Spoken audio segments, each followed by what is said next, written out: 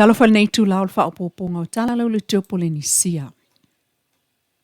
O mai ai nei le toe faita wina o palo tel fa amsinonga talu mai ana nafi e pe on fa atulanga ai el fa amsinonga fa ai tu malo. E se fulu tasi tu malo on talia tal sanga le pulenga on tanga luenga fa amsinonga i muri nu umol toe faitau. Pe ta ele umano le faitau nga mua mua le tu malo na manu malo ma yele sui tu to tasi sa tu maula malo la to fai pule filifilia. Ma fa solo ai loa i si tu malo en se fulu na manu malo ma yei sui o le fas. Ai talo sanga sui tau val HRPP e toi faitau. Ma tau nu uma yai ile fiafia na nafi. O fa amaunia mai ele fiongal komsina le ofisa o palota tu yafilolo John Stanley. Wa mai a fa amsinonga e tu mau le faitau ngā loa ia. O le fai ngā palota sa fa atino le OEC po le ofisa o komisio fai ngā palota. E luai tu malo sa toi fa awi i tua la tau tal sanga toi faitau. Ma fa awa wailoa, o na ta pena le pulenga o le fono fai tu la fono. Mo le fa tauto ina o fai pule filifilia o le mota i le asolua o le vai so FOU i le fale ta alo tele i tuana i mato. Inisi o tala toe tuliloa toe fa awa umai i le so mo li mawale i tua papali i sia fikeo. I le fa amsinonga ma leo leo o lo fai el fa amsinonga mawalunga i lumo la na fionga Justice Roma. Mai le aso na na fia lua mo li mau sa tu lai o tamai tai fo mai uma.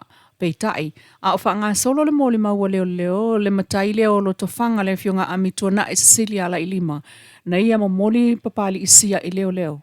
Na lo longo umai tu wha amsino, o le au wha asala lauma tu stala, ai o a inga mauo, asia, wha pena fo i mōli mau, e o lava ia papali isia, sa mai tawina lona ia fo i fi le mūpe iai, o se ata wha asolo le wha amatalaina e amitona ai, o le itu la leana taunu o tuai papali isia i lona fale.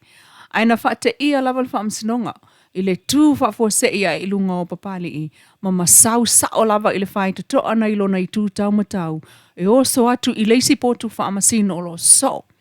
Ma whaalongo ina le pa o leo tele mai o le potu, ma fau e ma iai leo tele. Na tāma mo e atu iai leo na i le potu whaamasino ma sa talo sangai na i loa, ele lo ia papali i le fionga una sa uni sa polu Justice Roma, mo se ava noe whaataliai. Ma whai ai le malolonga whaafosei, se ia toe fo iane le o tua ia, ma mo lia le fasioti tangata le sunga pali. O le whaamsinonga lea whaatau i le malio Caroline Garbutt le tamaita i Professor America Samoa, o le woa papali i sia, na toe tau e sia ia amitua na ai o ia na whai le soli tu la fono. Ai na moli mau leo, o le tala fo ile na asia ile taimina o atuai ma amitua na i tutonu. O le aso foraile, se fulu male lua, o se temai wha awa wai mo le maua pali sia ile wha amsinonga, e ao fiai ma leisi fo i fo mai. E wha whaila te tele lava o wha amtalanga mwha maumau ngā fo mai, wha atatau ile so i fua ma ngā se o a fiai, le sunga pali i mai ana fo mai. O se vaenga o nā whaila, sa wha amao nia ele fo mai o le mawhauwhau na haia mai Papua New Guinea e whai ngā ruenga ile tupua tamasese mea ole. Sa wa ai mua iai, mai olo o iai foi, lana electronic copy. O le fo mai mai Papua New Guinea, Dr. Sonoling, o se fulu masina talo na ngā lue il whal mai matotua, ai lua tau sanga o lo to toi nei. Peta ai o toi fo iane o pali isia, ile potu wha masina ma nofo fi le mu. Ai ua tutu, ai fo i leo ma le lato loka, e loka ai lima o le tangata ula vale. Se ia lava le mo, le maua leo le fionga amitona i Cecilia ala i lima, ma whaia le malolonga o le itula i le fo mai o le mawhauwhau. E le oitu malo umau Samoa e maua i tamali, e whina umai ta longa polokiki po le palota ai whaia ina, ma whaia ina wha tamali. O fōlinga wa aia nao le itu malo salenga i savai. E ui ina sa vali luas fultau sanga o le tautua le fionga o lo fōwhiti wa ai le pālemene o Samoa. Peta ewa mōli mawina e Samoa e le ai sona whau malo i le tofi o le itu malo na ua whaoa lona no foa. E le matai o le fio ango sangone le fionga le ilua ka rene.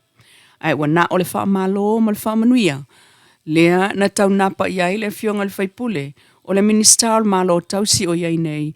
Ai o lona pale mai no foa inga e fia ua tuanai. Ina ua le manuia lana tau mawhainga mai le palo ta tele lua o lua lima. Ia manguia whaiva o le fionga ya le lua, ma ko kapo ia o whaiva. Ia ko malele lau ki ai kongo le kako pale menge o iai. Au mga ku ia ko file mul mako ko malo ni se ingolo faingei ia ai me se folo mako ai nga o yo uso ko fe se ai mako ai nga o lo mga ku nga ave mako lang mako sui wa ngei. O le whaelo inga le fionga pāle mia tausifia me na o mimta a whamatu stala taloi nei. Maana minista lea na mamoli ai le whaamalo ai o le whaaftai whaapitoa a le fionga oro a fuafitiva ai ilo nei tu malo sa lenga.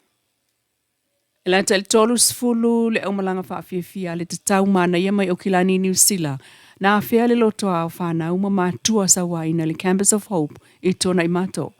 Ma taitai atu e la lato whaatonu Albus Manaia ma Pex Tupuola whaatasiai ma Alfonso Fui Ava le pule o le tatau Manaia. O whelo ingam whaaftai whaamalo ma le anganga o le fiafsosani le na moli mawina mai sa mo moli fo'i le mea lo whatupe lua whetala e langolangwai i le tausinga o tangata na fia i sawanga.